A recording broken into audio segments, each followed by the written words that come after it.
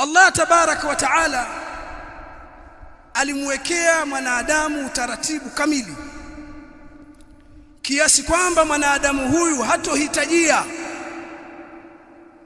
mfumo, utaratibu, miongozo kutoka kwa asiyokuwa Allah tabaraka wa taala. Hivyo Allah tabaraka wa taala akaukamilisha utaratibu huu, ikawa hakuna nafasi ya ziada wala hakuna mapungufu, kama alivyosema Allah tabaraka wa taala, al-yawma akmaltu lakum dinakum wa atmamtu alaykum ni'mati wa raditu lakum al-islam dina. Hivi leo يوم عرفة katika hajjatul wadaa, Allah tabaraka wa taala akasema hivi leo nimekamilisha dini yenu na nimetimiza neema yangu. Uislamu ni neema, dini hii ni neema,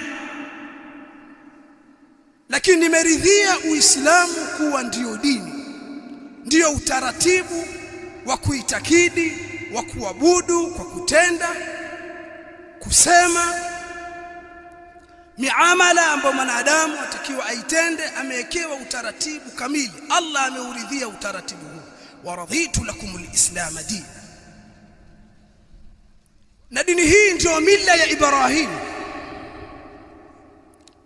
Allah tabaraka wa taala ametutaka sisi tufate dini hii, na dini hii ndio mila ya baba yetu Ibrahim alayhi salam, kama alivyosema Allah tabaraka wa taala, ومن أحسن دينا ممن أسلم وجهه لله وهو محسن واتبع ملة إبراهيم.